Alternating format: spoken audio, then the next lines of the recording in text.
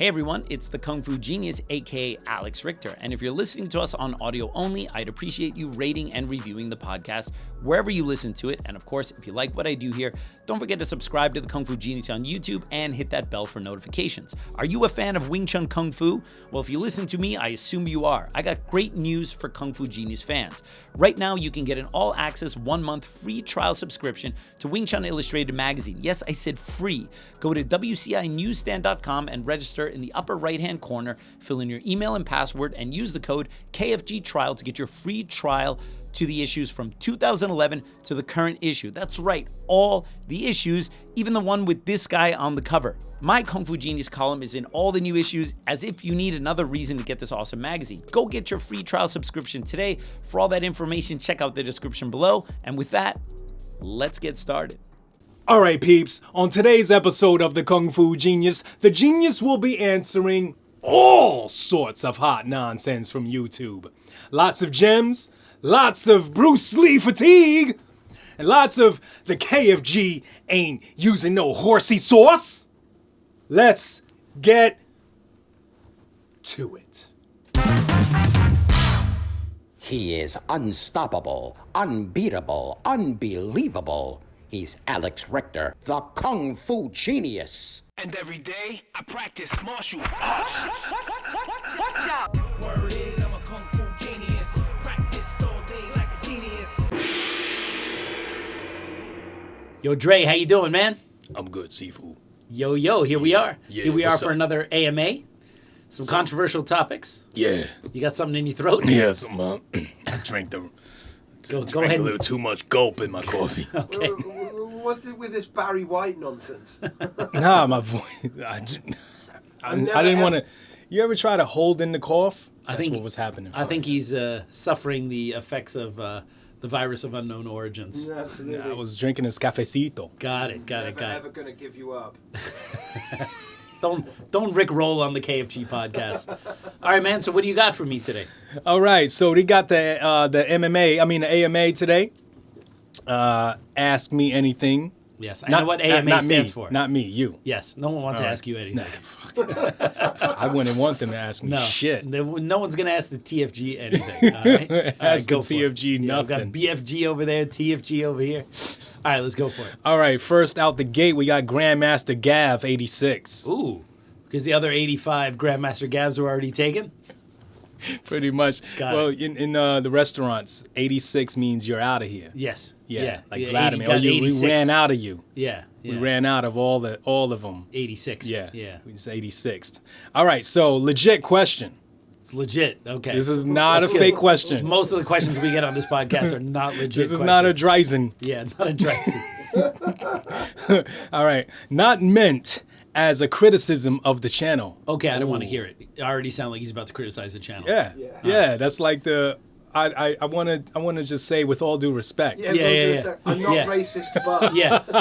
What always comes after, with all due respect, some disrespectful shit. So without fail. What always comes after, like, okay, you know, I don't mean to make you upset, but and then comes some shit that's gonna make you upset, Yeah, I right? don't yeah. want to sound sexist. Yeah. Oh, Yeah. no. Oh, good. All right, let's go. What is it? Okay. What is the not criticism of my channel? Okay.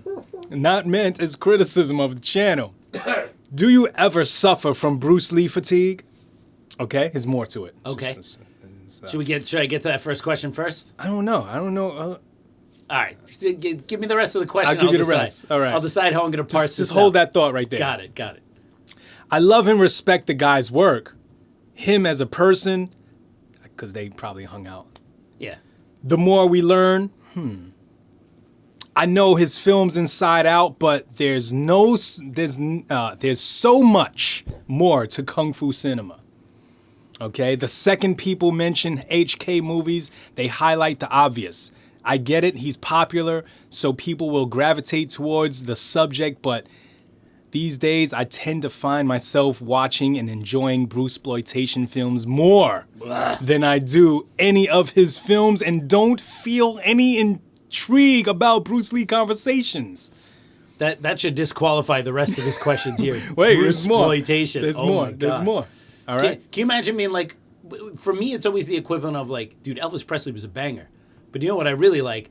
This Elvis impersonator who plays on the Strip. Oh, yeah. All right? And it's like... in front of the Mirage. Elton John is really great, but you know the guy who plays Elton John in those like concerts where you got the impersonators, like, oh, that dude is really better than Elton John. No. By the way, Justin Timberlake's birthday today. He played Elton John. He played a good Elton John. Justin Timberlake? What are you even talking about? Justin Yes, Timberlake's what birthday. are you talking about? What are you even talking about Justin Timberlake Where playing did Elton that John? come from? He played Elton John. What are you talking about? No, he did not. Yes, he did. Where? God, Dre and his ability to like confuse In Rocket facts. Man, the movie. No, that was Taron Egerton. Oh, freaks. Unbelievable. He looked like Justin It's Timberlake. like whenever I tell, like, when I told that story about going to Wan Kam Leung's party in Hong Kong, and he's like, "Oh yeah, the one with Johnny Gill." Like he takes every story he ever hears, and he just smashes it into one big globulous story. Big lump of It's all story. the same. All right, so let's go. Let's get to this question. Yes, let's get it. Johnny Mnemonic. The Laogar Band, Hungar Band, Robert Tai, Tommy Lee, the Venoms, etc. These are the groups that I wish had far greater exposure. They're overshadowed by his huge specter and IMO they shouldn't be. There's been so many BS merchants creating Bruce stories out there that outright didn't happen, including Jackie's bowling story. Whoa, going after Jackie for the bowling story. I'm sorry, but that was obvious bollocks. Oh, he might be Bollocks. British. He's got to be one of this guy's He's guys. one, over there. he's one of those Bollocks. Oh, he's a- TBA. Let me guess. TBGs. Let me guess. Does he take a lift? Does he live in a flat?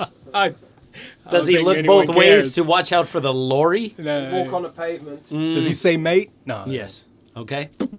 Bollocks. Jackie had Bruce treating him like he was already a mega star.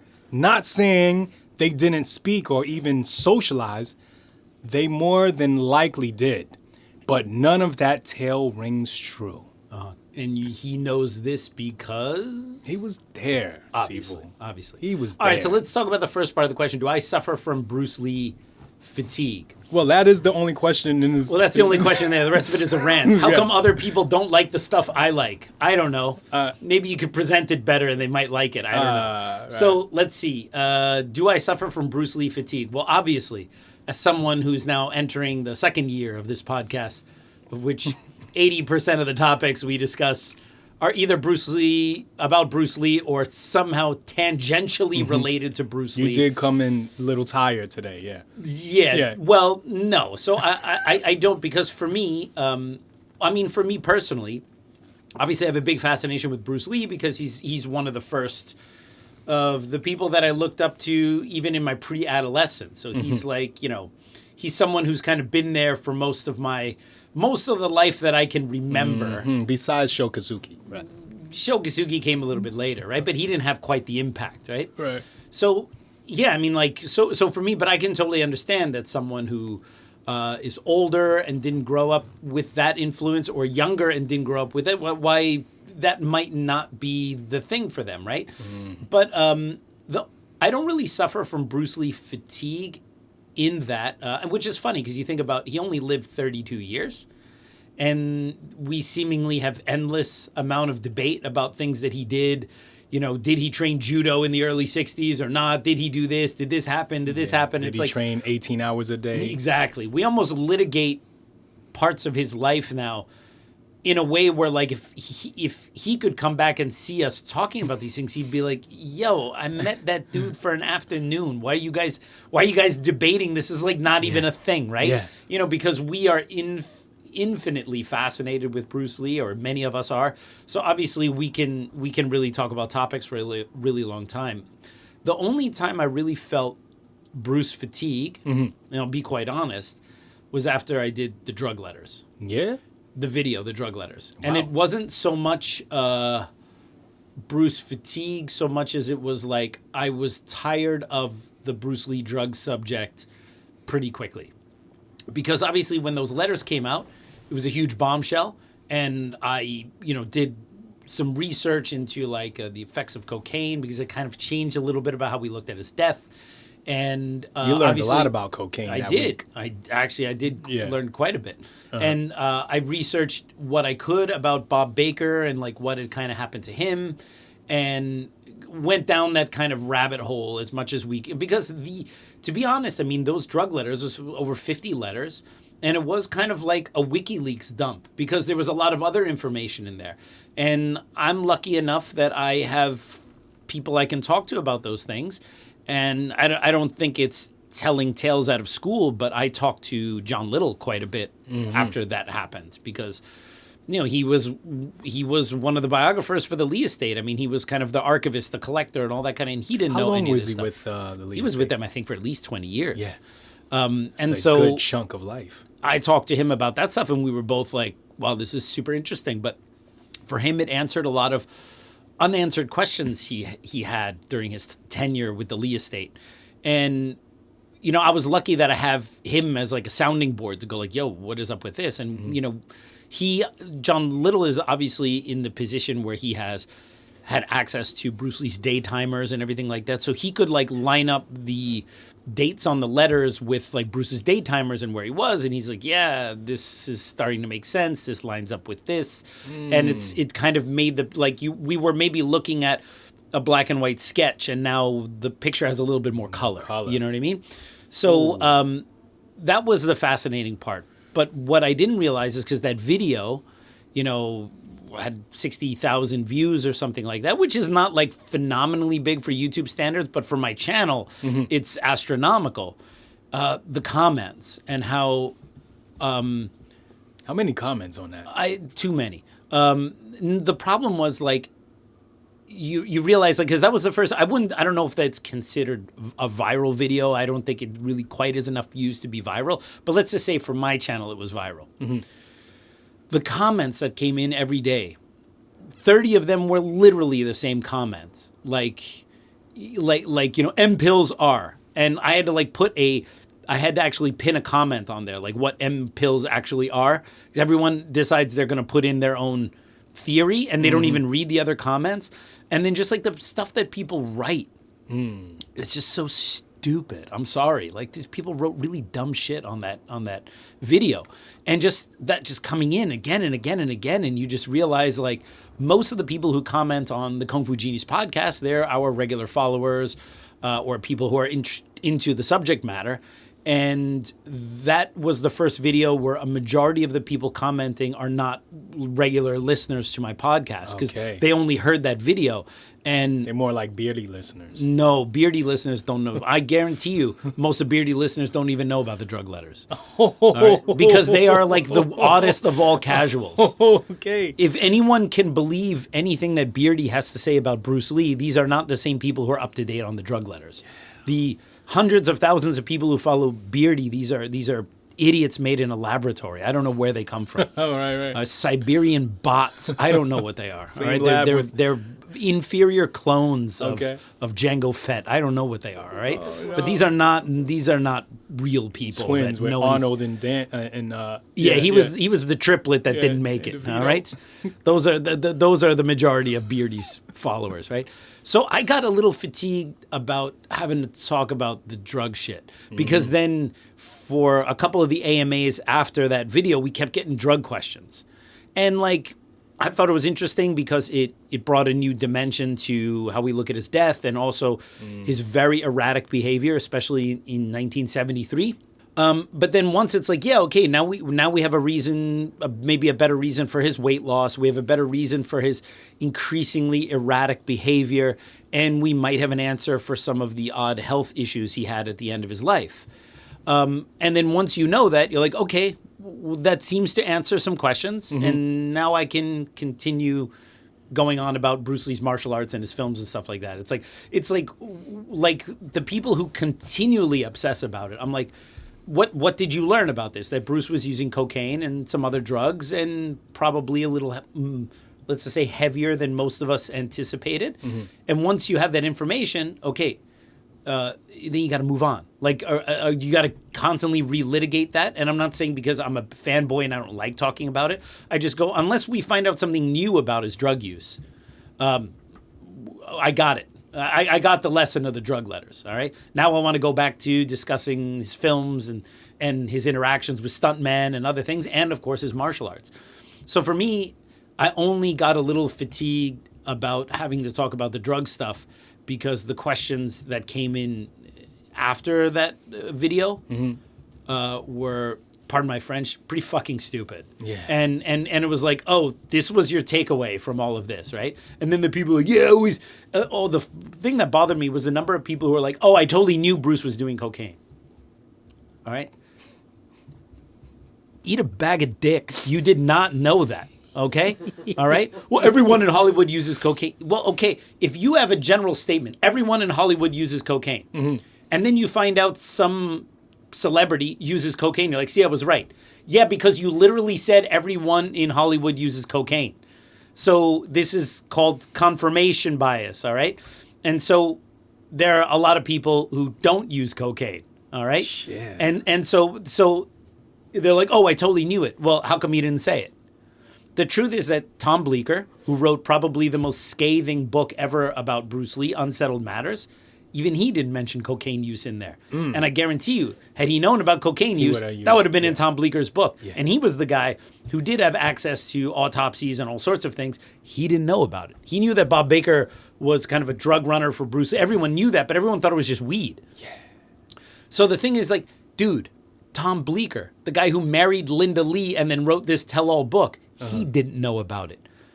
So don't tell me Chuckleface62 on YouTube that you knew he was using cocaine, all right? Eat a bag of dicks. That's a great okay? handle.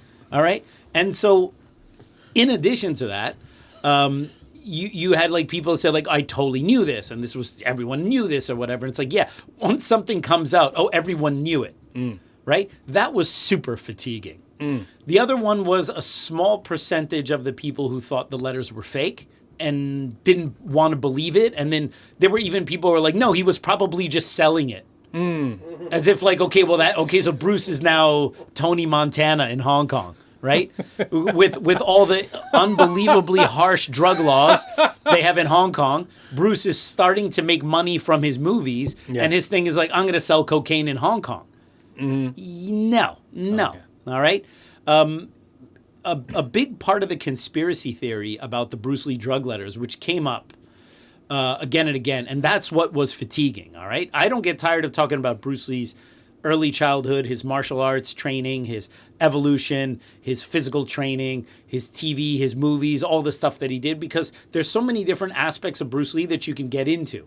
So like if I find that I'm getting a little tired about talking about Bruce Lee's Jeet Kune Do stuff, I'll tend to wander more into his film stuff. When I get tired of his film stuff, I'll get into his body training stuff. Like as a kind of Bruce Lee fanatic, I can choose different topics of Bruce Lee to get into and not kind of fixate on one. Whereas a lot of Bruce Lee fans, they're only Bruce Lee movie fans.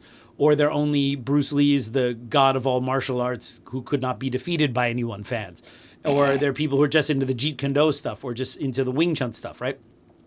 Whereas I have a general fascination with all aspects of Bruce Lee as a person, as a, someone that we, look at culturally, right? Okay. But one of the really tiring things that I kept hearing, even from people that I know, was that, do you remember what the big news story was about Bruce Lee before the drug letters came out? The heat. Couldn't handle the heat. No. I mean, the thing that was in the press, what they were talking about, not about his death. Oh. What were they talking about Bruce Lee before the drug letters came out? I'll tell you. I don't remember. It was the Quentin Tarantino movie. Oh, that's right. All right. It was the depiction of Bruce Lee as kind of a blowhard and a shit talker. In Hollywood, yeah. Right? And so, of course, Shannon, stuntman and all. took aim with that, which I totally agree with. I think, as much of a Quentin Tarantino fan as I am, that there was a hit piece. And what I didn't like is that Quentin doubled down and he tried to pretend that, no, it's based on a true story. Instead of him just saying, look, it's a fictionalized account of Bruce Lee. I sacrificed Bruce Lee's character for the sake of making my character in his movie look bigger. No, he had to double down and somehow pretend that it was a real story and say things like Bruce Lee didn't like American stuntmen. When one, Bruce Lee's famously loved the stuntmen that he worked with. Mm-hmm. I know stuntmen who worked with Bruce Lee and told me how amazing he was to the stuntmen. Two, Bruce was American himself. All right? So like Quentin is just like, dude, shut up.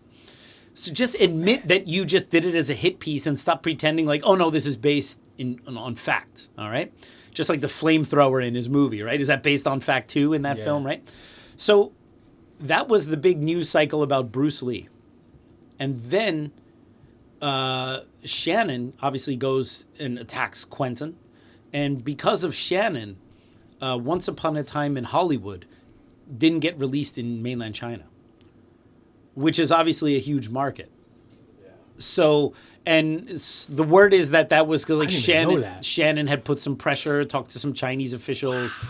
And, but it's difficult for American films to show in China because they got to pass all these censorship. But it's possible Once Upon a Time in Hollywood wouldn't have gotten past the censorship boards anyway. But the word on the street was Shannon had something to do with that. All right? So, of course, the big conspiracy, because nothing, by the way, did you know that nothing just happens because it happens? Everything that happens in this world is because someone is controlling it and someone is making it happen, right? So this is also the problem, the tiring problem with conspiracy theories, is that everything in the world, from that phone ringing right now while we're recording our podcast, someone must be doing that for a reason, right? Someone pressed the button. So then the idea was, Once Upon a Time in Hollywood doesn't get distributed in China.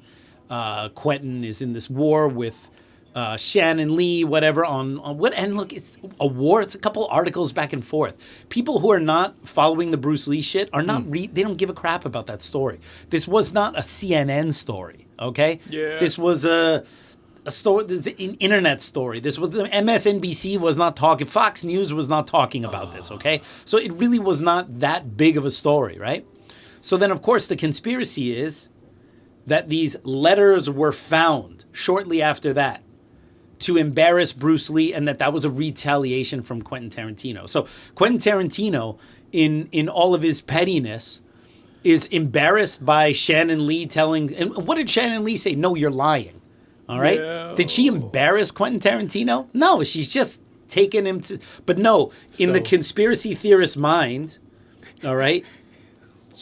Shannon had dropped this nuke bomb on Quentin's career or whatever. And so he got together with a team in a lab to simulate Bruce Lee's handwriting over 50 letters with dates and age it and blah, blah, blah, blah. And then now he's going to ruin Bruce Lee's reputation, which, first of all, if Quentin was going to ruin Bruce Lee's reputation, wouldn't he find a way to ruin Bruce Lee's reputation in a way that was aligned with his depiction in the movie?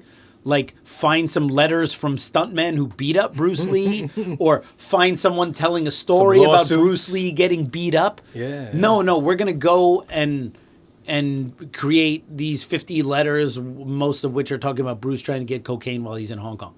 And these are all forged for the sake of getting back at Shannon Lee. And the problem is when someone, and Dre, I know people who believe that. And the problem with that is this, okay? The Bruce Lee drug letter story is only big for people who listen to this podcast. And it's only big for some Bruce Lee people. It didn't even hit the major news cycles.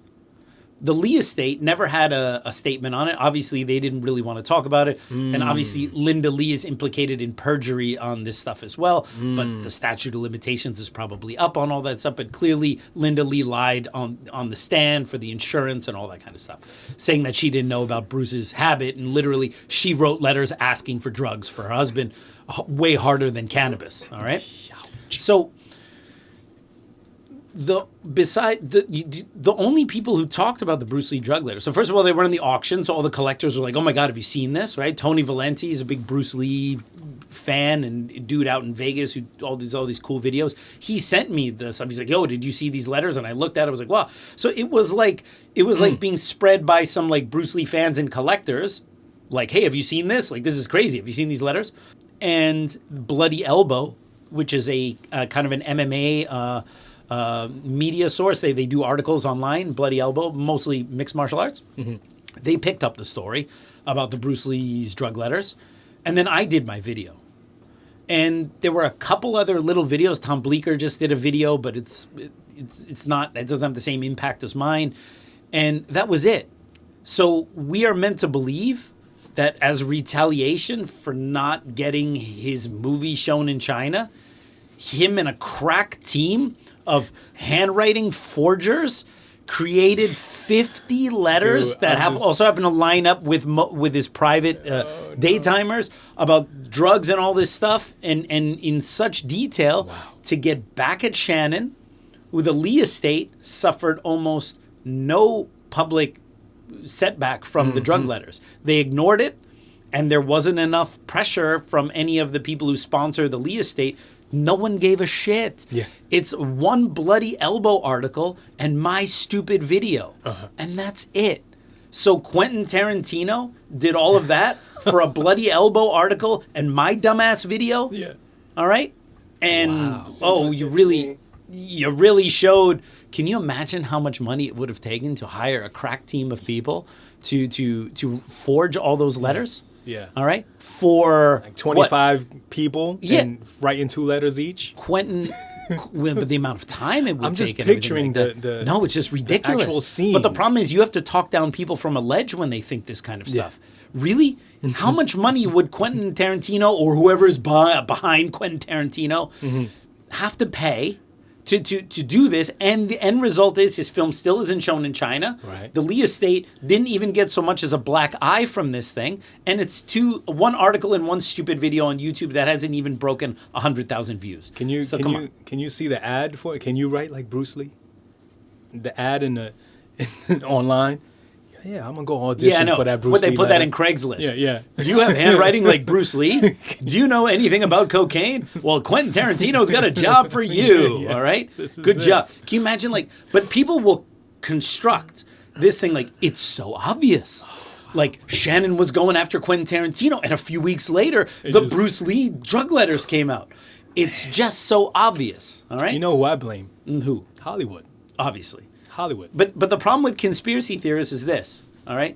Had the letters come out before Quentin's movie, all right, they would have found some other scapegoat to pin it on. They would have said, Shannon was suing this guy for copyright stuff, and then those letters came out. So obviously, like they sued, what is that company? It's like Gecko something. I forget the name of it. Echo. All right, they publish a bunch of they made a bunch of Bruce Lee stuff. They used his image without paying the Lee estate, and then the Lee estate sued, right? So Mark Echo or something like that, right? Yeah, and then had the drug letters come out then 5 years ago when that lawsuit would be saying Mark Echo was the one who's hired all these people. Here's the problem with the conspiracy theorists is that it actually doesn't matter when, if they don't like the letters because it doesn't say great things about Bruce Lee. So all they have to do is go, well, who would benefit? And you figure out someone who's in war with Shannon, of which that list is ever growing. And there you go. See, it's so obvious. And you can assert this without any evidence. All right? Quentin Tarantino has all this extra money to have letters forged for the Kung Fu Genius to do a video and Bloody Elbow to do an article. Good job, Quentin. All right? Awesome work there, man. That's a really well thought out conspiracy. So that is what I had fatigue about. All right? The freaking blowback from the drug letters. But besides that, no, I don't really have Bruce Lee fatigue. Well, I've definitely got fatigue after that. I know, right? No kidding, right? I feel fatigued after answering that question. Do you want to touch on any of his rants? I mean, you got a bowling story. Okay, so is the Jackie Chan? But so the story was that very shortly before Bruce Lee passed away. Didn't happen. Very shortly before Bruce Lee passed away, he ran into Jackie Chan somewhere in Hong Kong, most likely at the Peninsula Hotel or somewhere near the Peninsula Hotel.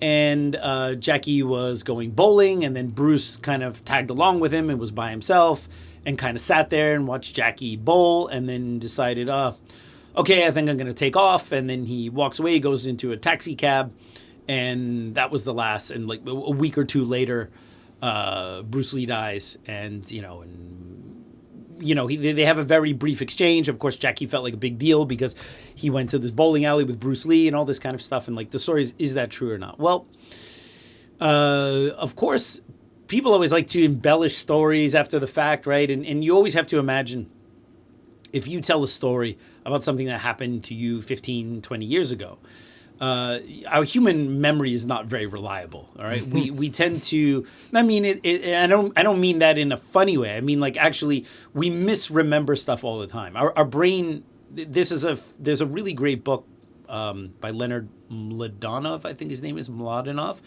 called Subliminal, and it's a deep dive into how we completely misremember shit. So it wasn't bowling; it was curling. Well, no. I mean, the point is that you have a conversation with someone 20 years ago, and you tell that story now. And some points that you might bring up actually were part of a conversation you had with someone else. Oh, what I do all the time. Would you do all the time, but you do that stuff with stuff I told you 20 minutes ago, all right? Yeah. All right? Right. You do that with stories I've told you 100 times. I just add it all to right? the clay. I just put it all together, right? So human memory when it comes to stories is very unreliable, right? We often, and this is obviously if you're not being intentionally deceptive, right? You're trying your most honest version of whatever story you want to tell. If that story happened a long time ago, and you could go back in a time machine and watch the story unfold with your 20-year later narration, you would see you got details wrong. But it's not like the brain literally has a very difficult time recalling certain types of facts. Rare exceptions are if there's some kind of traumatic or very emotional thing that happened, then you might remember certain facts very well, but then get other things completely wrong. So could Jackie be embellishing parts of the story? Could he be conflating certain things? Could he have just run into Bruce Lee 2 weeks before he died, but actually they went to bowling a few months earlier, and then now all these 50 years later, those two stories get jumbled together? So I don't think Jackie Chan is being intentionally deceptive, and I have reason to believe that story very well could have happened, or some variation of it. Also partially because I talked to John Little about it, because John Little has the daytimers and he's got the timeline and everything. He's like, yeah, this could have happened here, this could have happened here. So I don't see why Jackie would have made up that story. He has legit Bruce Lee stories. Why would he make up some random story about going to bowling with Jackie or go with Bruce Lee or whatever? So if this Grandmaster Gav 86 doesn't want to believe it, the only thing I would have to say is, other than you don't want it to be true, what is your evidence that Jackie is being intentionally deceptive on this story, right? And the other thing is like, okay, well, he likes Venom. He likes the 5 Venoms, the Lao Gaban, the Lao Ga Leung's movies, Hong Ga, Hong Kong Po, and all those guys. Yeah, man, I love all those movies too. But for me, my thing is always like, people go like, how come this stuff is not as well loved as the other stuff, right? And for me, I go like, well, if you have someone who's a huge rock and roll nerd, all right, and they can tell you about all these different bands and these smaller bands that were really great and maybe people didn't really know, why can you do that? Because you are someone who's absolutely in love with the genre. So you can talk about all these lesser known bands and how great they were. And unfortunately, this band broke up, but they were really great. Listen to this album. You know all that stuff because that is your wheelhouse. It's your passion. Yeah, and people who are in that, like people who listen to this podcast, we know about the Venom movies and the Shaw films and the Golden Harvest films and Hong Kong action cinema and all that kind of stuff because we're kung fu and martial art nerds. But you're talking about broad appeal, okay? And then, yeah, in the greater world, unless someone is a Wu-Tang fan and heard, Stand Close to Walls, like number 4, The Lizard, and you know that that's a Venom's reference, okay? Yeah. That stuff didn't, unless you grew up on the East Coast around the 80s and you watch those movies on Saturday on Black Belt Theater, you wouldn't know about those things. Because the things that got really big are the things that had a cultural impact, and that was Bruce Lee. You can say that all of these bands are really, really great, but they're not the Beatles. And you go, oh, the Beatles. Yeah, obviously the Beatles are legitimately great, but there are other bands that are great that never had the chance to show that way, right? So, but who's your audience? All right. Are your audience like really hardcore rock and roll fans, or are you talking about casuals, right? Because the Venom's films did not have the cultural impact of Bruce Lee. We can go into why, but I think it's pretty obvious why. All right. You have the primacy effect with Bruce Lee. He was first. And also, Bruce's films, they transcended something across all cultures. The Venom's films, they transcend for people who love kung fu movies, which is not everyone and not all cultures. So we always have this problem of like, well, I like all this shit. How come other people don't like this shit? Because at some point you have to recognize you are not everyone. All right. I know this because my favorite podcasts that we've recorded on this channel are some of the least watched. All right. Man. But for me, they were the most enjoyable to record. And I think that they were the best and the funniest and the most interesting.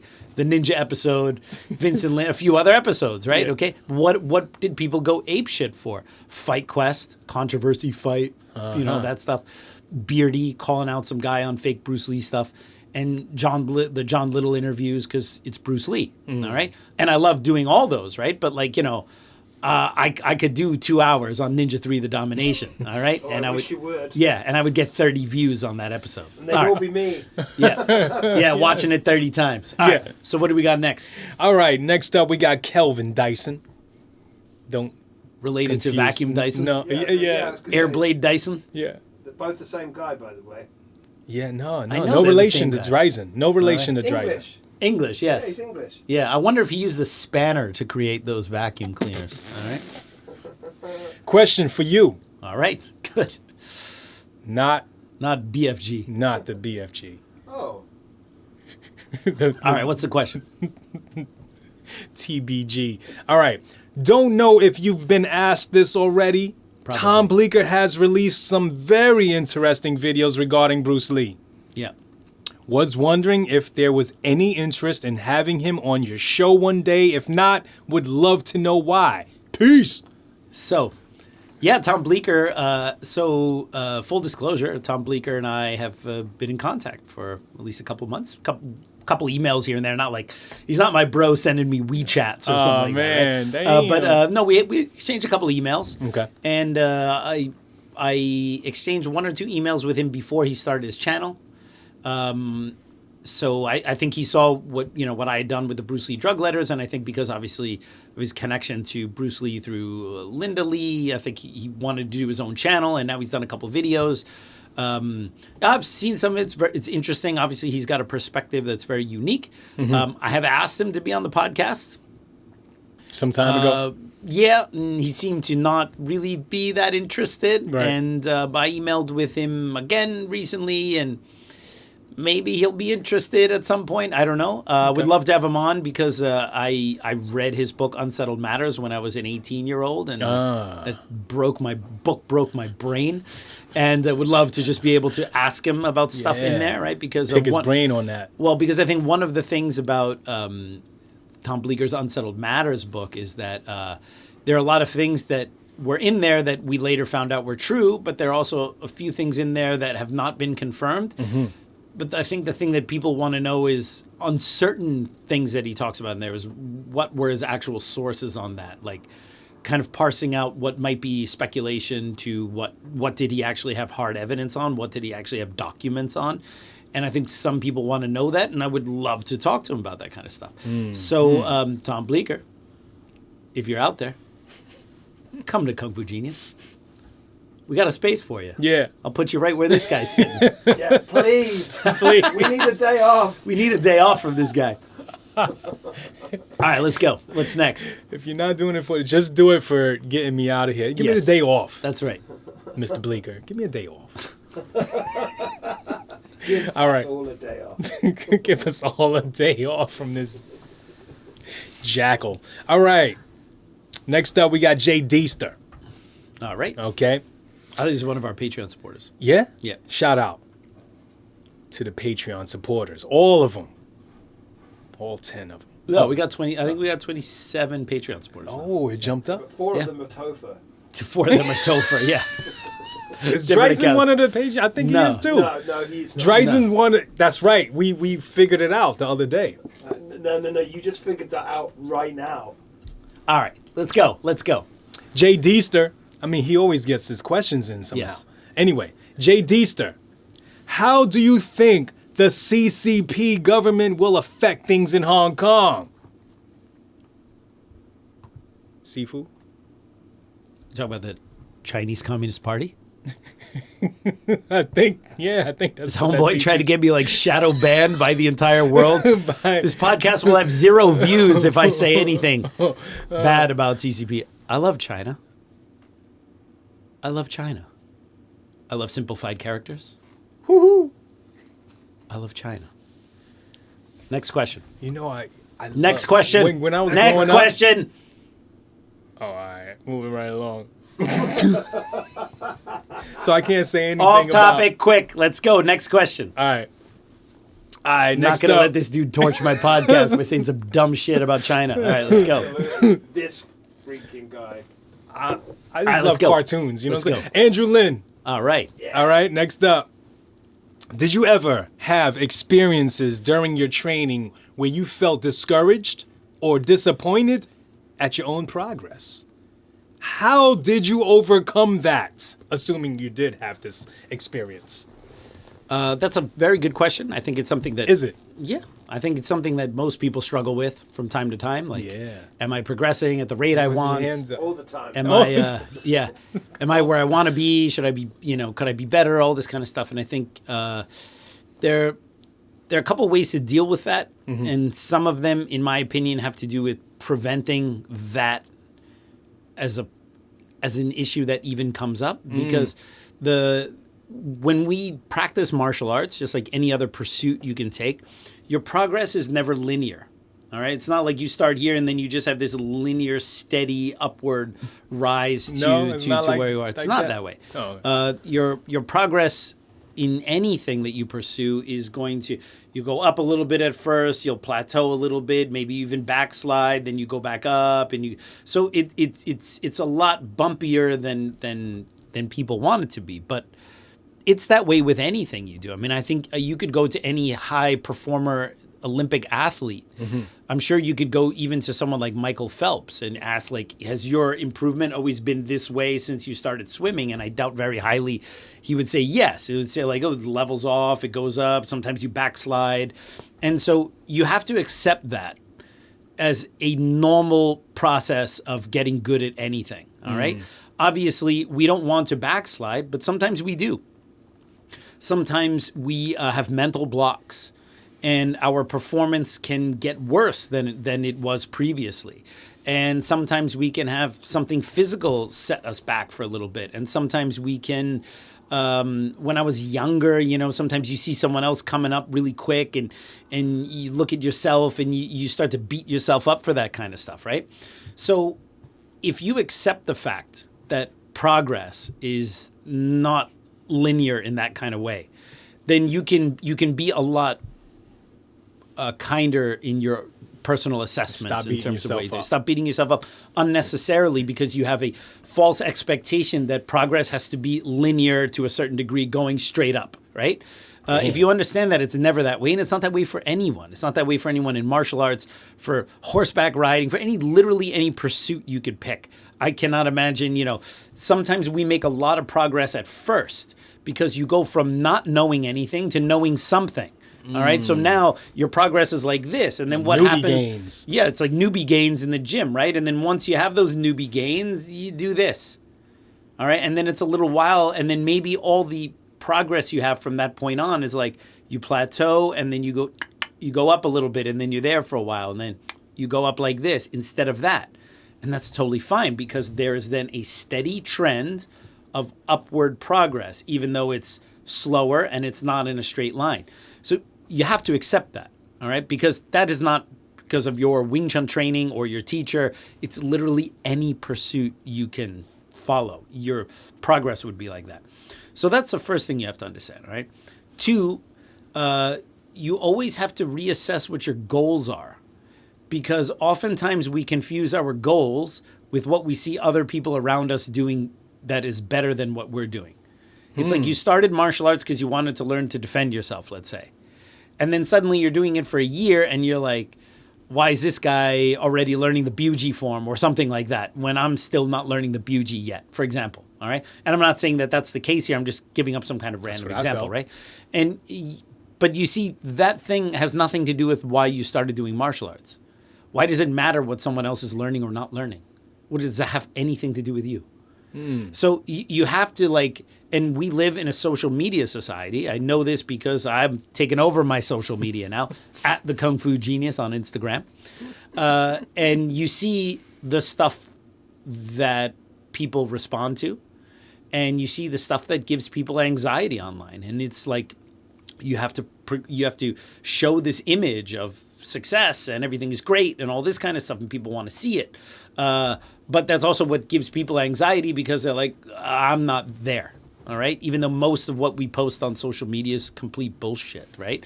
And this is just projecting an image because that's the image that people are going to like and follow and buy your shit or whatever. Right. But in reality, it's like if I did a week of what it's actually like to be the Kung Fu Genius, when you follow me on Instagram, what do you see? I just killed this workout. What do you not see? You don't see how hard that workout was. Okay. All right. You see me at the end sweaty, like, oh, just killed a workout, because that's the positive. That's the thing people want to see. That is the result. All right. If I live streamed my workout, people be like, my God, this is grueling. All right. You want to see me practice with the long pole? I took this awesome photo with the long pole, or do a quick little video or whatever. Do you want to see how many hundreds of times I just lift the pole up and down, up and down, up and down, and try to improve the way the power goes at the end of that weapon? All right. You would literally fall asleep if you watched me practice. Right. People want to know, how come I know so much about a certain subject or whatever. Yeah. Watch me reading nonstop and making notes. I just got the book, the Wong Sun Leung tribute by Wing Chun Illustrated. They did this amazing big book. I'll review it when I finish reading it. Oh, that's where it's all these students of Wong Sun Leung, David Peterson, but even Wong Sun Leung's son, John Wong, and Wan Kam Leung, and all these people. Basically, they asked them all pretty much the same questions, but to get the same, let's say, 10 questions from a bunch of different students of Wong Sun Leung, because they would naturally answer the questions a little bit differently, right? And it allows you to really paint a very accurate picture of him over the years. And the book is beautifully done, but you have to see when I read this book, all right? I'll read, for example, the section from Wan Kam Leung. I'll read it once through, and then I go back with a pen. Yeah. And then I write all the notes. All right, like when he tells a story about how he learned from Leung Seung before he became Wong Sun Leung's student, his assessments of Leung Seung, right, which were not very positive. For example, I put notes in there. I compare that to the things Leung Ting said about Leung Seung, right? And then I put that in there. I go so I start to make these connections, right? So when you actually look at my copy of the book, it's notes and written in everything. You look at my books, there's notes in everything, right? And that is the stuff that's behind the scenes. That's the stuff that's boring. I'm there with a book, and then I read and I look up something and I go, oh wait, he wrote this, and I check a date on something and I go here, whatever. That's what it's actually like to be me. Reading books, studying, working out. It sounds boring, yeah. Sitting across from you, yeah, all right? Such a boring prepping stuff, making thumbnails for the podcast. None of that stuff is sexy. Damn. All right? But what do you project? All right? All this, you sell the sizzle, all the sexiness, right? So we are conditioned to just see the sizzle of everyone else and not the thing that's behind it. Is right? there anyone on Instagram posting just the boring crap? Yeah, they have three. They have 3 likes, all right, and 3 followers, all right. Because what you're seeing, all right, is in your mind's eye. The world you see about what you do, you see behind the scenes. But what the world sees on social media is your highlight reel. Your life is not your highlight reel. Damn. Okay? So, and the problem is you're looking at what everyone else posts and you're seeing the best of what they do and the best of what they are. But what you see of yourself is only the behind the scenes. Damn. So we see this and we're conditioned this way. So this is why we say, oh, my progress isn't where it needs to be. Compared to whom? What were your original goals when you started? All right? Why are you doing this? All right? I would argue there's really only one reason you should do anything, because it gives you fulfillment. And that fulfillment should not come because of a favorable or unfavorable comparison to someone else. The only person you're responsible to is yourself when it comes to your progress. And you could have everyone in the class accelerate 40 times faster than you, and it doesn't matter. It doesn't matter. All right? You need to filter out that nonsense, all right? And just focus on what you want to do and making baby steps to get to that goal. And every now and again, you reassess and go, do I still want the goal, or is there a new, better goal or another goal I should go for? All right? And quit the comparisons, because none of that stuff is real, all right? I think there was I heard, did you hear the latest Nas album? Oh, It's really good. I have to. There's a line in there where Nas talks about he never met Muhammad Ali, but he said, I think his brother did or someone he knew did. Mm-hmm. And it was like one of the lines in one of his songs. And he said the thing that Muhammad Ali said to either his brother or his friend or whoever I heard it was, this line, yeah. was, none of this is real. Okay. All right? And I think that we need to be aware of that. We need to stop comparing ourselves to unrealistic standards, and we need to realize that what goes behind the scenes of all that is a lot of grunt work. Yo. All right? So just do the grunt work and don't worry about what other people's highlights are. All right. Next question. All right. Hey everyone, it's the Kung Fu Genius, aka Alex Richter, and I just want to thank you all for your tremendous support here for this podcast, both in the audio format and on YouTube. If you're looking for an easy way to support this podcast, please consider joining the Kung Fu Genius Patreon. You can support for as little as $5 a month and get access to episodes a few days early. Higher levels of support will even get additional goodies, exclusive content, and even your name in the description. The baller level of support will give you the opportunity to be Dre for a day and give me a rest from this guy here. A link for the Kung Fu Genius Patreon page is in the description below. You can also support us by subscribing to the Kung Fu Genius on YouTube, liking this video, and sharing it on your social media platforms. And with that, let's get started. Nice. Okay, next up. Axel Stone. All right, here we go. Okay. It's Axel Foley. Axel. Yeah. Every time I see Axel, I always think it's someone who spelled my name wrong. Do you know how many times like some people like spell Alex wrong and spell Axel? Axel. I mean, yeah. Yeah. Axel Foley. Yeah. Eddie Murphy's Law. That's right. Ooh, pulled it out. Pulled it out. Banana in the tail. All right. You look like you have a good physique, Alex. It's not true. Look at this. I am wearing a grandpa sweater. Okay. Is it mostly due to genetics or, training? Not steroids. Training for you. You lift weights as well? That's a question. You lift weights as well? Did Bruce weigh about the same as you before he started doing his hardcore training and cutting his weight? I don't think he knows how much you weigh. Yeah, I think, you know what it is? People like... You look like you weigh like a... when you see photos of me, I look like I weigh $105. And then people meet me, and they always have... With people they've only seen me on the podcast. 10 pounds. Well, like people have only seen me on the podcast Right. or in books or whatever. When they meet me, they always have two observations right away. Wow, you're much shorter than I thought you would be. Yes. And two, you're much wider because I'm built like SpongeBob SquarePants. Right. All right. Square. My body type is square or thumb. I Okay. basically have the body composition of a thumb. Oh, yeah. I have like really square hips and back. Uh-huh. And I have huge blocky legs. And I right. just look like a block of shit, all right? And when people see me in person, they're always like, they go behind me and they realize like how wide my back is. I have a very wide back and I have an obnoxiously large head. Okay, like a blockhead. Yeah, like a blockhead, right? And I tell people, for the reason why I developed my lats and my back is so that my head doesn't look that damn big in comparison. Because if I just eat healthy and lose weight, No. I look like a freaking bobblehead because my head is so Yes. ridiculously large, right? Okay. So I need to like widen out so that I look like so I don't look like a cartoon character, That's right? a good idea for some KFG merch, though. Nice, Yes. like KFG. KFG bobblehead, yes. Oh, The yes. skinny KFG. Yeah, one for you as Yeah. well. Yes. No, I'm not getting one. Yeah. So I have the opposite thing. So like, you know, the camera seems to take 10 pounds away from me. All Okay. right? You got the opposite effect. Yeah, when people see me, that was like, Man. yeah. So not like I'm physically imposing when you see me in person or anything like that. So I've talked about it before. I mean, we did You're the the episode. same height as Bruce Lee, though. I am the exact same height. Yeah. Bruce, according to medical records, was 5'7.5". Yeah. I am 5'7.5". Okay. I'm like exactly the same height as Bruce Lee. right? Unplanned. Unplanned. Yeah, I didn't plan totally. that. I didn't plan that. When you were I a didn't- little kid, I you were didn't like- shave heel spurs to get down to there, right? So, yes, but one thing that's painfully obvious is my body type is not at all the same as Bruce Lee. Not as Bruce Lee. Bruce Lee's was kind of like ectomorph, sinewy, wiry kind of person. Wiry. Bruce, I think at his heaviest, I don't think he ever weighed more than 140. That's Okay. written, but I don't think he actually ever really was 140. And I have not weighed 140 pounds this century.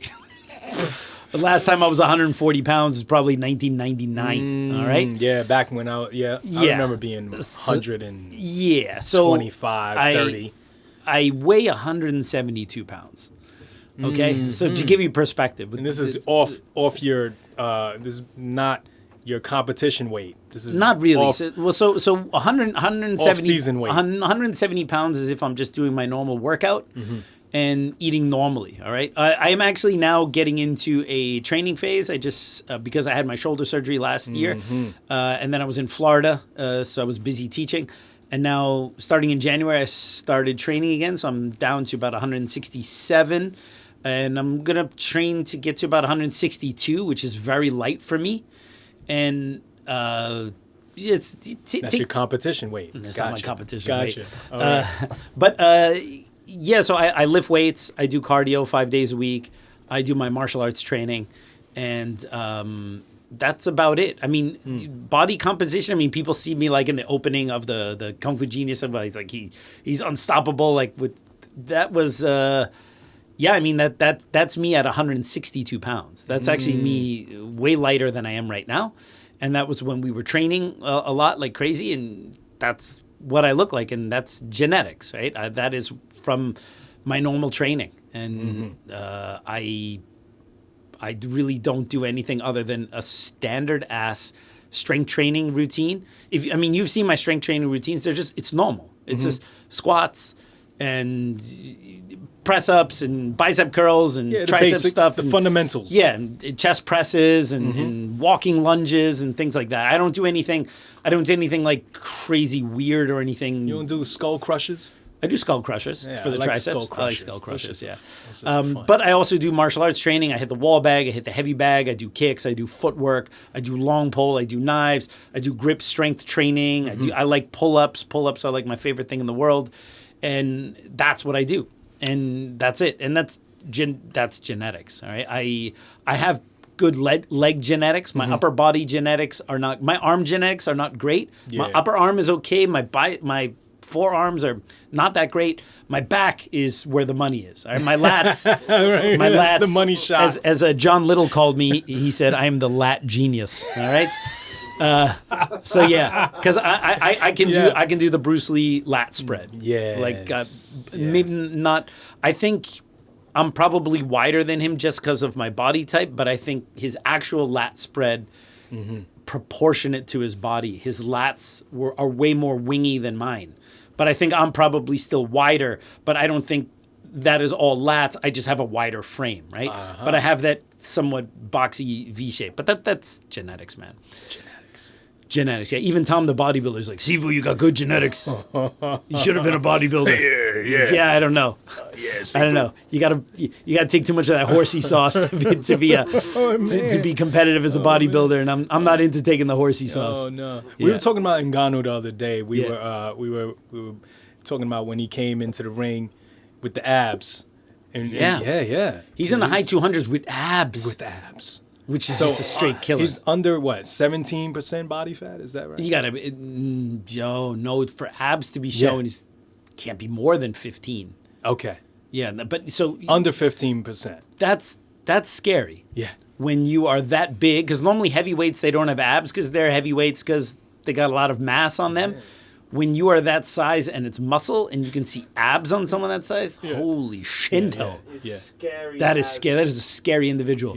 I cannot imagine. Can you imagine waking up one morning and you have Ngannou's body just for a day? All right? Can you imagine what it would be like doing chisao with anyone? Oh, God. You just lift them and throw them. Screw giving way. Yeah. No. If I'm walking down the street and I see someone walking towards me, I'll cross the street so I won't scare them. Right. Exactly. That's how you got to do it. Cool. What else we got? Next up, we got Denis Davidov. All right. Awesome.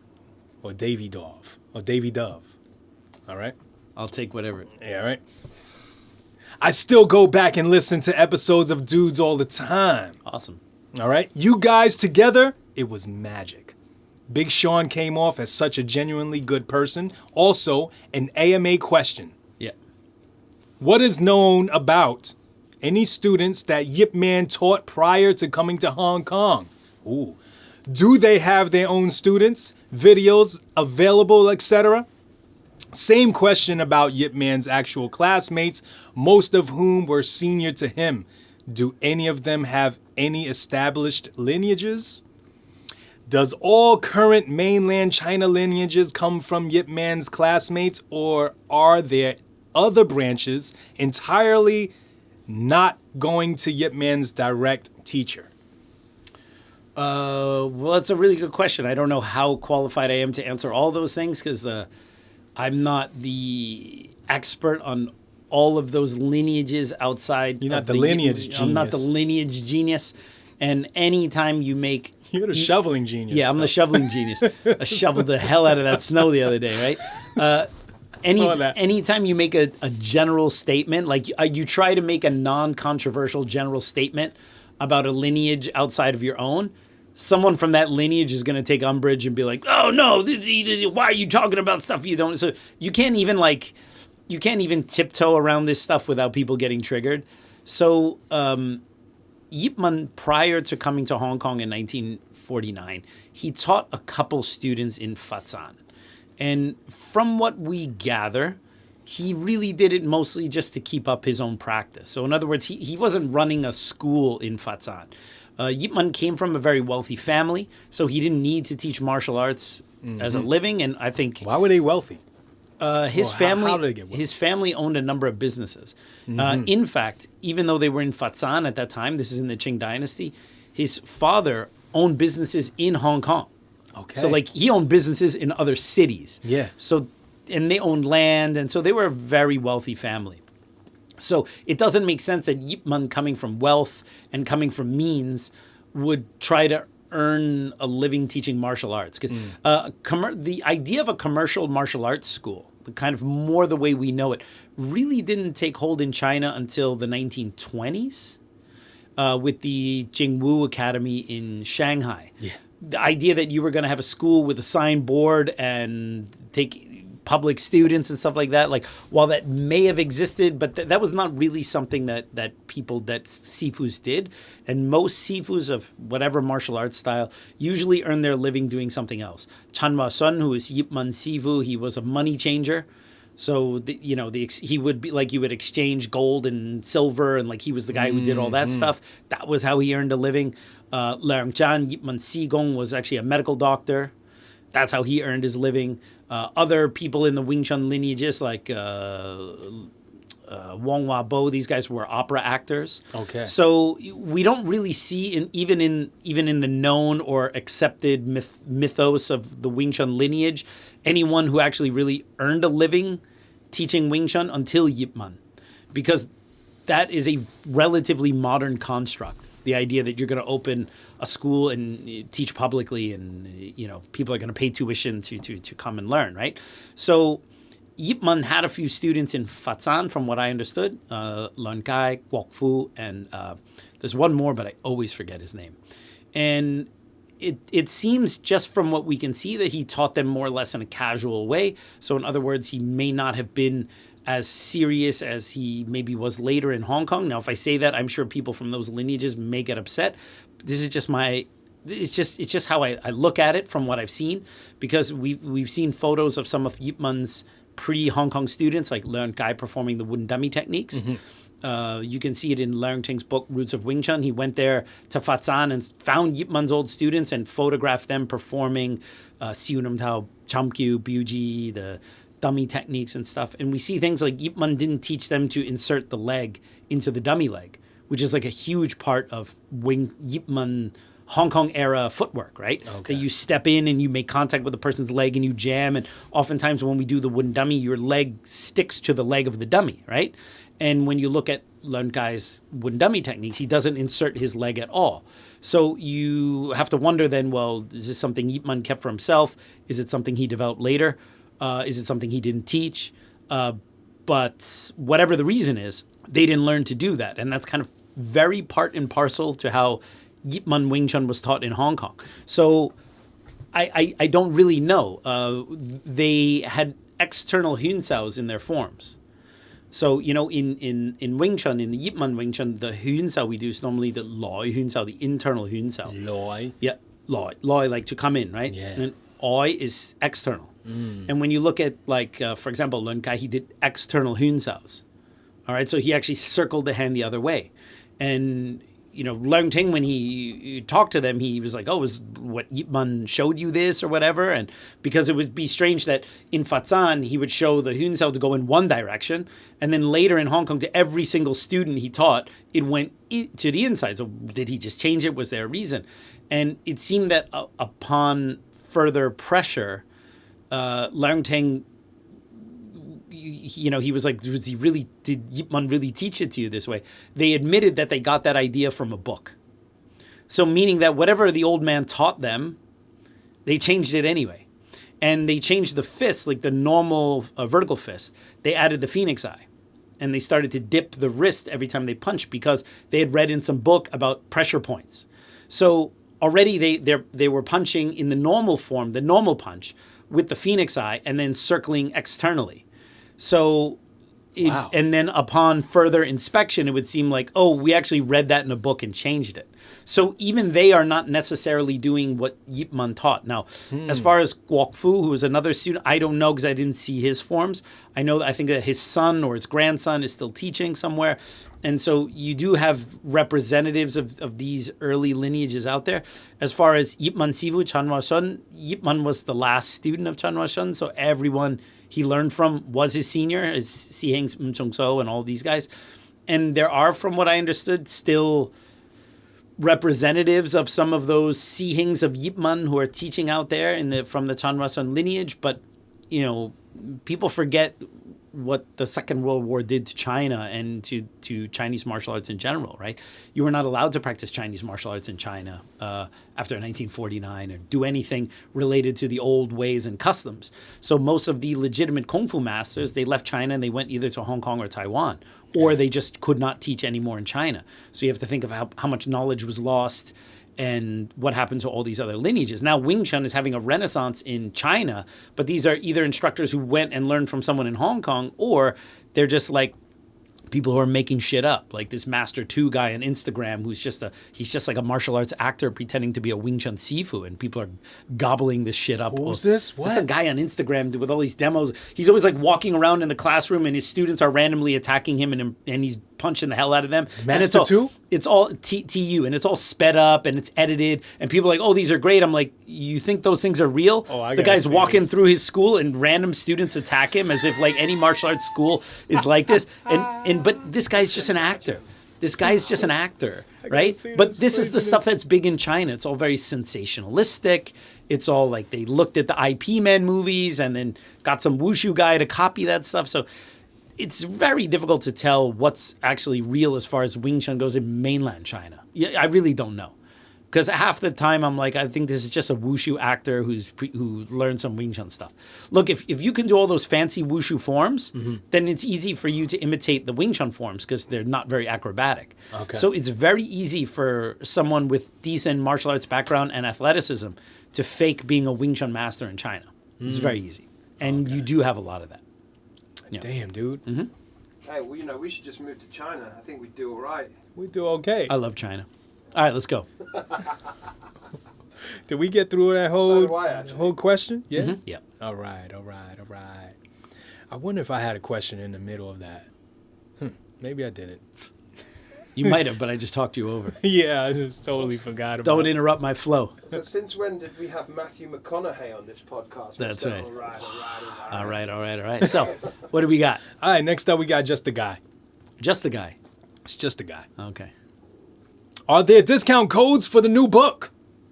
Discount codes for the new book? Yeah. Talking about the Wooden Dummy book? Yeah, Is that an actual comment? that's a question. Did he write it in all caps? It's just a guy. He's just asking a question. My It's new just a question. My new Wooden Dummy book. Yeah. We can barely keep that thing in stock. That thing's flying off the shelves. So no need There's for a discount no code? need for a discount code. All right. You want that book? You buy it. Here's what I'm going to say. Yeah. All right. That book is the culmination of my many years practicing Wing Chun. Let's just say, particularly because it's Wooden Dummy, particularly the time that I spent with Sifu Leung Tang. All right. One private lesson with Sifu Leung Tang cost $400. All right, just to give you some perspective. One hour with Sifu Leung Tang cost me $400. Damn. All right. That book, the information in that book, it's more than one private lesson I took with him. It's more than one instructor class I took with him. It's more than one trip to Hong Kong. All right. If I actually charge what that book is worth when you compare it to all the other WT books on the Wooden Dummy, all right, it's brutally underpriced. Okay. So no, there's no discount code anytime soon. All right. You go to Hong Kong and learn all that stuff. All right. Knowledge. Tell me how much it costs you. All right. Knowledge is priceless. Yes. All right. That knowledge. Out of here. Dropping gems on them. All right. It's time for me to really butcher a name. Okay. This happens all the time, but Okay. this one, I see it. I swear to God, if you say Dryson, I'm Yeah, going to kick you. What's it? Dre Ison. All right, let's go. Dre Ison. All right, next up we got Jose Maria Q de Juana. Okay. Sorry, my bad. I know I butchered it. All right. I have never seen a photo of Yip Man with the long pole. Do you have any photos? There's no photo of Yip Man with the long pole, though. Tang Sang in 1967 shot a video of Yip Man performing the long pole form, which is now in the possession of Sifu Kanshpei. So there's actually a video of Yip Man performing the Lok Dim Bun Guan. And so I've seen it. So I've seen the video. So I've seen Yip Man's Lok in Dim the Bun vault. Guan. It's in the vault, yes. Jeez, And man. Sifu Leung Ting also owns a copy of it as well. So the two of them have it. And so, which is why I always have to snicker a little bit because there's some funny instigators in the Wing Chun world who are like, we teach the authentic Wing Chun long pole. And then I see the long pole form and I go, because I've seen Yip Man perform the long pole form. So it's like, bro, you gotta go easy when you say stuff like that, especially if you have not seen it, right? Because obviously they're variations of the long pole form, right? And different sifus have different inflections, or maybe they start on one side and not on the other, or they do this or whatever. So I'm not talking about like minor differences, because you're always going to see minor differences between sifus and so on and so forth. But I'm talking like major choreography differences. And the people who are the most unlike Yip Man's form are usually the ones who are the loudest about how authentic they are. So I always got to kind of sit back and go, okay, buddy, take it easy, right? Yeah. And look, and it doesn't even matter if your form is exactly like Yip Man's. What matters is, can you use the pole? Do you know how to defend yourself? Can you attack? Do you follow the ideas of the long pole? I can see someone who uses the long pole very well, and maybe their form is not the same as what I saw Yip Man do. But I would still go like, that dude's good with the long pole. I wouldn't go like, look at their form. It's not the same as a Yip Man one or whatever, right? Because I'll tell you, there are people who do the form like Yip Man and can't use the pole to save their lives. Damn. So it's not a guarantee. You do the right choreography doesn't mean you know how to use it. Mm-hmm. And you don't know the right choreography doesn't mean you don't know how to use it, all right? So those for me, you got to be very fair in those assessments, right? And be like, well, you either have skills or you don't. But there's no photo of Yip Man performing the pole. There is, however, one photo which I posted also recently on my IG of Yip Man doing the arrow punch where he's in the deep horse stance. Mm-hmm. And that is a prerequisite to learning the long pole training, because it's actually how you teach the students the pole stance the pole step and waist power, which is required for practicing the pole, and also teaches the yet scene one line, the line on the shoulder, because the center line is now on the shoulder when you do the long pole as opposed to in the center coming out of your chest. So that's the closest we have to a long pole photo. There are a couple photos of Grandmaster Yip Man with the knives. The one photo from the set 7, one photo from the Gapto, and one photo where he's just kind of holding them. And then there's one photo where he's teaching a female actress how to do the bachamdo, and she's doing the he's kind of he doesn't have the knives in his hands, but he's kind of mimicking it. And Is that's it Angela Mao? No. It was a Shaw. Man, I forget her name. What's her name? Lee something on. Man, I can, for some reason I'm just drawing a blank. Yeah. But she was a Shaw Brothers actress, and she was the wife of William Cheung's older brother. So William Cheung's older brother was also a student of Grandmaster Yip Man, and his wife Lei Koi-on, I think Lei Koi-on, something like that. She was a Shaw Brothers starlet, but she didn't make too many films. She would Movies she's in. No, these are Shaw films in the 60s. They're not even martial art movies from what I can tell. I think because remember, Shaw Brothers didn't only make martial art movies. They also made comedies and dramas and stuff like that. And she was married to William Cheung's brother. And she learned Wing Chun, I believe, also from Yip Man. And there's a newspaper article where Yip Man is teaching her the bachamdo. So from what I understand, she's perhaps the only female to ever learn the knives. That doesn't mean she learned the whole knife form and learned the applications. But there's a photo of her doing the yatsido, the character 1 sword. And that's super interesting. William Cheung's older brother, I believe he passed away in the late 70s. And she never talked about it, and she was impossible to get a hold of. People wanted to talk to her because she was an actress and she was married to William Cheung's brother. But the last I heard, she was like in a hospital. She's much older now. I don't even know if she's still alive. Okay. But that's all we know about that. We got another one? We got one more? Yeah, we got time. I think we got time. Next up, we got. I'm gonna try to say this. This is gonna be another butcher. Okay. Just preemptive butcher. Genuine Moy. Okay. All right. Is that good? There's another soul singer, Genuine. Yeah. Genuine. Genuine Moy. Still so worried he was gonna say dry. I wasn't worried. Yeah. We are. Yeah, we are. I wasn't worried about that. Your experience doesn't match ours. I don't know All right, what let's that go. means, man. All right, question for the next Ask KFG. What's the top 3 or 5? 3 or 5. 3 or 5 things I'll give you in 4. Wing Chun that 101 students misunderstand. Oh, I know one of them. What would you say is one of them? Abandoning force. Because I couldn't abandon shit in the beginning. You still can't abandon shit. What are you talking about? Yeah, that's No, a- but I don't know if that's something that. So the question was. What's the top 3 or 5 things in Wing Chun that 101 students misunderstand? Misunderstand. Okay.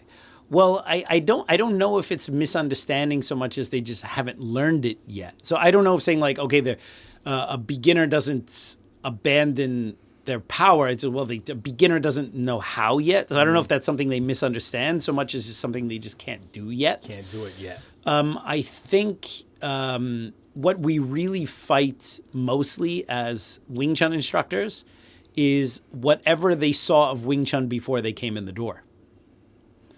So if they came to us because they saw IP Man, any of the IP Men movies. I was watching IP Men movies yesterday. Yeah.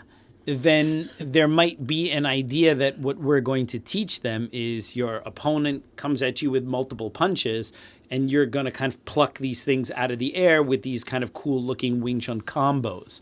So in other words, you're going to stand there like Keanu Reeves in The Matrix and block multiple punches, each with its own individual technique, right? Which is not the way Wing Chun works at all. Damn it. So I would say that's one thing that we're going to kind of block stuff with our hands. Like you do one punch, I do this, and the second punch, I do this, and the third punch, and then the fourth one. And then we're kind of like it's tit for tat on defending punches. That is a something that I think people misunderstand. Like in Wing Chun, first things I try to avoid the fight. Obviously, you don't want to get in fights if you can avoid a fight. And a fight that is avoided is a fight that you've won. But if you have to fight, you don't want to stand there and let the other guy rattle off a bunch of punches and then you just stand there and then block them piecemeal, all right? You want to close the gap in such a way where you either hit them with so much power with the first shot that they're not going to be able to continue.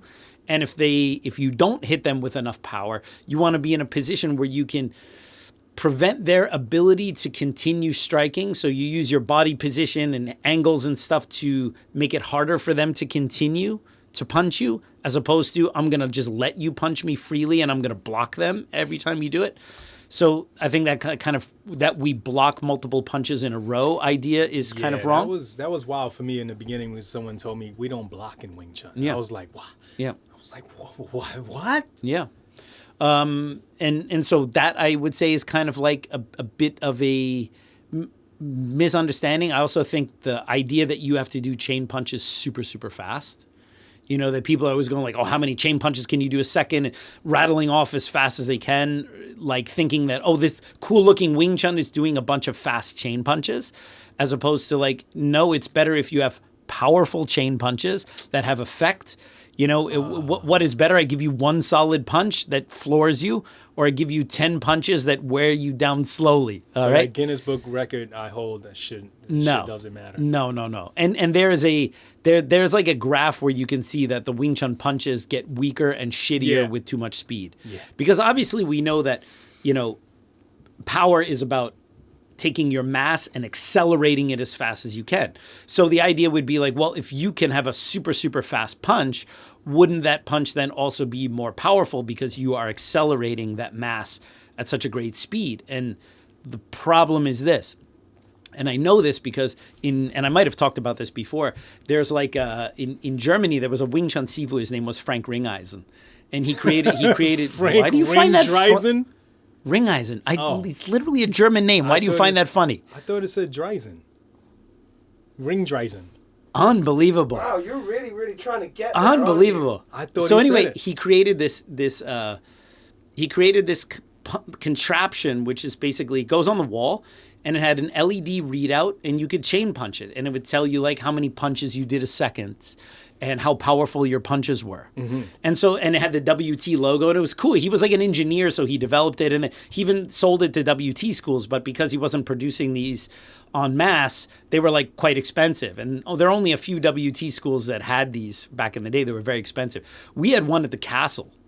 And we used to muck around with that thing all the time because you could see like how powerful your punch was, and we used to like run and Superman punch that thing, and what's interesting is like This on a wall. because I've seen a famous Wing Chun Sifu. He went up to and he showed us like how fast he was and did like very, very fast chain punches, 8 punches a second or something like that. But then he went and did like 13 punches a second. Which you would be like, holy cow, that's totally crazy. Mm-hmm. But there was a very obvious problem, and he pointed it out, which is why he showed us. That there is a certain speed of chain punches because we're not just talking about the punch from A to B to the target. If you're doing chain punches and you're going for volume, you now need to get rid of that punch so you can fire in another one.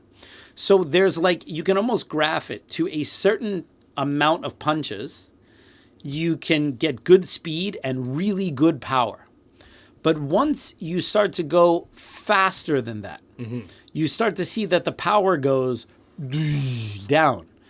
Even though those punches are technically faster, the problem is you now have to focus on retracting it to get out of the way for the next one to come in because you're looking for the quantity of punches as opposed to the quality. And you actually see that after a certain number of chain punches a second, you can go faster. But the power, it's a machine gun with cotton balls. All right, it's nothing. All right. No. So and then also in order to be able to do the punches that quickly, your stance has to wiggle and everything starts to fall apart. Because of the retraction. Right? Because of retraction, and you got to like move your hips side to side or whatever. Elvis pelvis. It's the Elvis pelvis, and it's a total shit punch, right?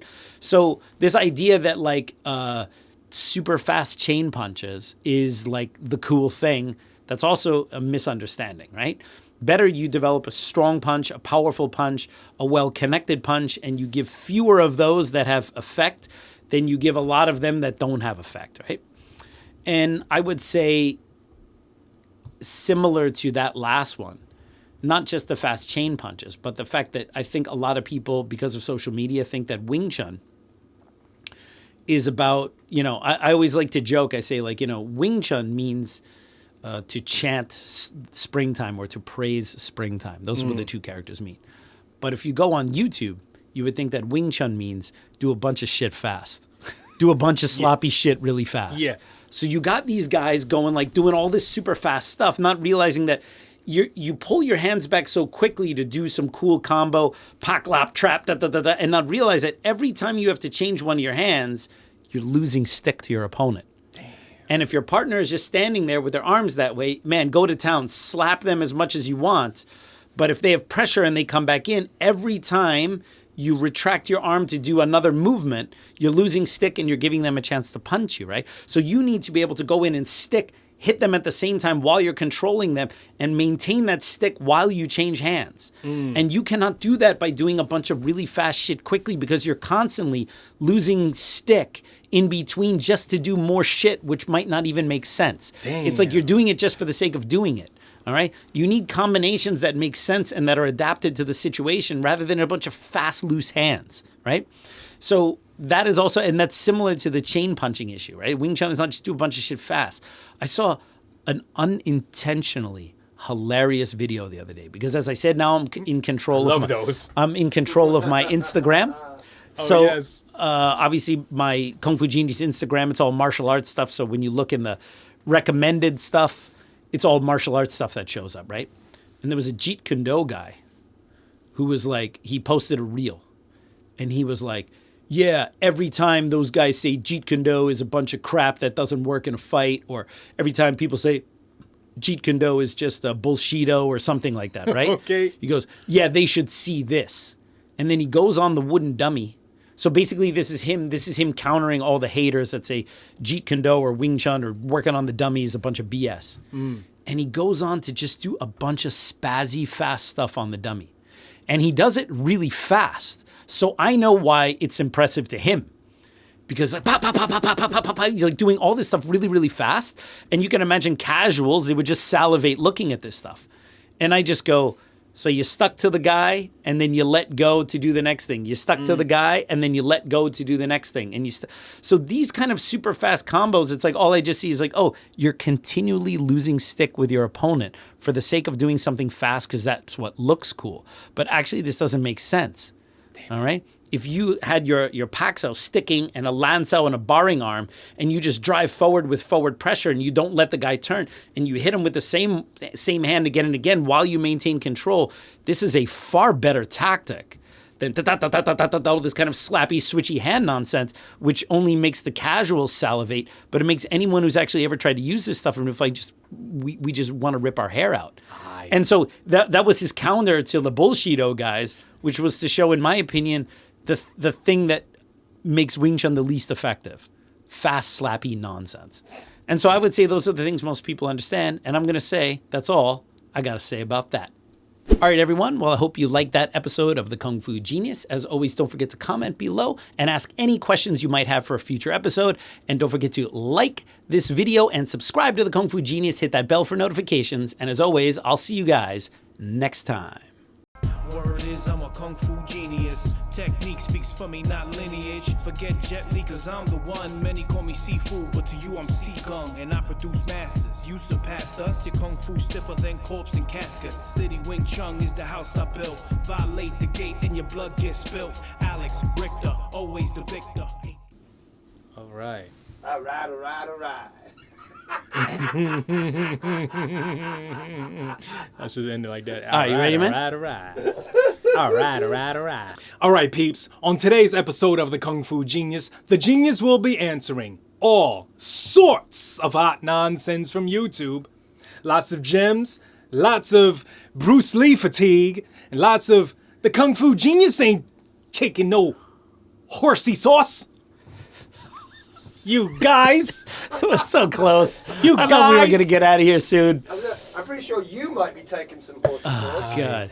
I Yeah. know. What kind of horsey sauce? I Yeah. know, but you know what? You have been very animated. Yeah, he's been snorting horseradish. That's what he's been doing. Horseradish Every one of the sauce. questions. All right, peeps. On today's episode of the Kung Fu Genius, the Genius Brother will be asking all types of 24-inch python questions. Let's get... That's not it? That wasn't it? God. Is that all right? Randy Macho Man No, Savage? that was Hulk Hogan. That was Hogan. Hogan, that was dude. Hulk That was Hogan? Hogan. Hulk Hogan. I don't know Hogan. shit about pro wrestling. I know that it's not fake. All right, peeps. On today's question of the whole thing, That's Macho Man Randy's. Woo! Woo! Oh, It's Ric Flair. Ric Flair up in the bill. Okay.